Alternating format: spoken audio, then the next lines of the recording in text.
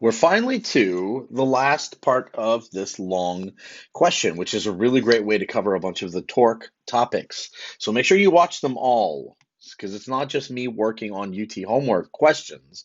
It's talking about these torque concepts. Okay, so we're finally to the last part. The question says, okay, well, now the rod rotates because we cut the string and it's rotating down that direction. And it's going to start at omega equals 0, and it's going to rotate until it gets to, oh, wow, that's not going to work, y'all. It's going to rotate here. Let me try to draw this in a different color. Let's use a highlighter. It's going to rotate until it gets to somewhere down here, okay? And that angle right there is going to be theta. So what they want to know, let me explain. Now, what's going to happen is you're going to burn that string or cut that string, and the meter stick's going to rotate down into the right. I mean, sorry, down into the left, and it'll pass through the lowest point, and it would oscillate back and forth. It would actually become what's known as a physical pendulum, which is another topic we need to discuss, but we don't need to do that yet. So what they're asking is, what is at theta equals, I think in my case, it's 75 degrees. What is omega? So it's starting at 0, and it's going to reach some value, omega, I guess, omega f. And we'll think of this as omega naught. So what's going on here is gravity is now doing some work on our system. This is an energy question. If we think of the fact that it's gone, the center of mass has gone from here to, hang on, let me draw in black middle, to there. So the distance from the where it started to where it is now, that's going to be some value h. So whenever considering, so energy, just like torque for rotational system, rotational, that's an L, system, systems, it depends on center of mass. Just like when we were thinking of torque and alpha and even the forces, it's the center of mass that matters. Sorry. So when considering the change in gravitational potential energy, so it was at a maximum up there before the string was burned or cut, because that's as high as the center of mass ever gets. Now the center of mass is dropped down, so we're not actually considering how far the end of this rod, this meter stick, has gone. We only need to consider the center of mass. How far is it gone? Okay, so the energy in this system is going to be equal to U naught plus K naught, which is going to be U final plus K final. And what we should do is consider this place right here. We're going to call that gravitational potential energy is 0. So it has some energy initially, but it's not due to gravity. It has, let me say that again. U naught is only dependent on the gravitational potential energy at a height h, but it wasn't moving. Oops, I didn't mean to erase that. I was trying to draw through it. This is 0 because it's not moving. And if we call the gravitational, and I think I got rid of my 0. If we call the gravitational potential energy 0 at this particular theta, even though it's not swung all the way down, we get to do that. You get to pick your gravitational potential energy 0 for most problems. Now, for gravity, it'll when we eventually talk about gravitation, we'll have to be a little bit more explicit. But yeah, we can do that. So that means that the final potential energy is 0. So just like we've done with linear systems that use energy, the potential energy to start with is the kinetic energy to end with. Well, how do we describe kinetic energy for a rotating system?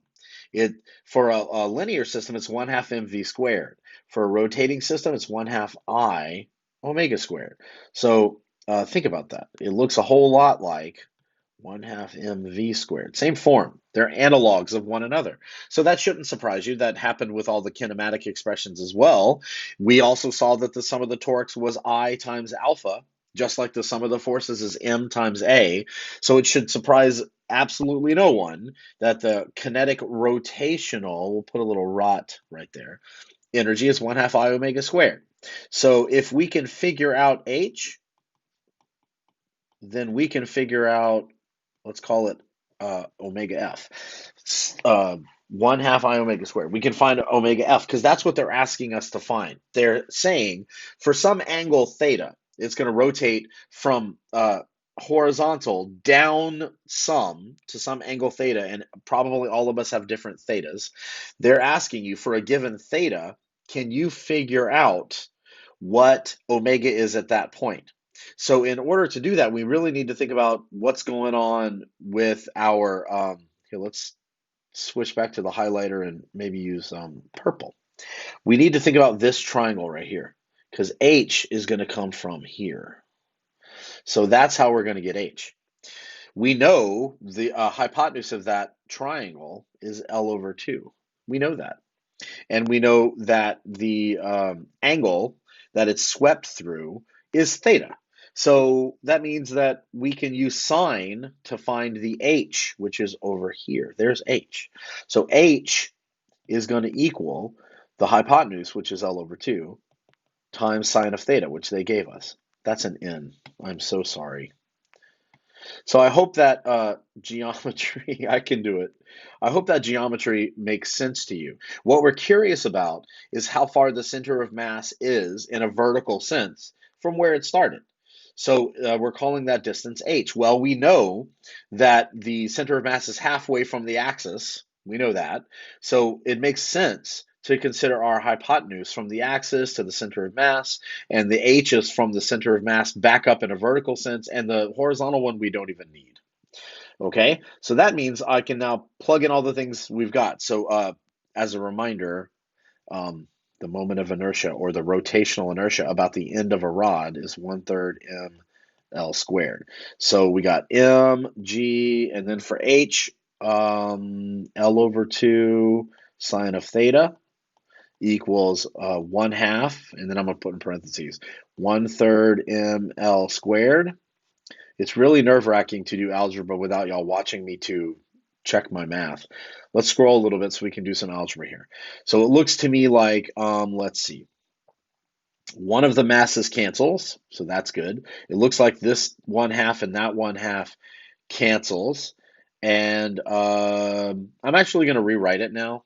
GL sine theta equals 1/3 L squared omega F squared. And one of the L's cancels there. I didn't want to mess that up. So then I get, it looks like, what, 3G sine theta over L? Let me check my math, y'all, before before we assume that's right. One more thing about theta. This is a key thing. Typically, we uh, don't use degrees for our angular measurements, but in this case, it's actually, a trigonometric thing. So I realized that, that seems a little annoying and a little bit tricky that theta is back to being degrees, but and you can put it in radians if you want, but it's the sine of theta we actually need here anyway. So as long as you're mindful, that's still going to work. Anyway, 3GL sine theta. Oh, and then we got to take the square root of all that. And that should be omega F. Let me check the answer, y'all, and see if I actually did that right. Square root 3G L over sine theta. Excellent. So what we just did, as a reminder, we're asking, okay, well, the center of mass has been allowed to rotate some.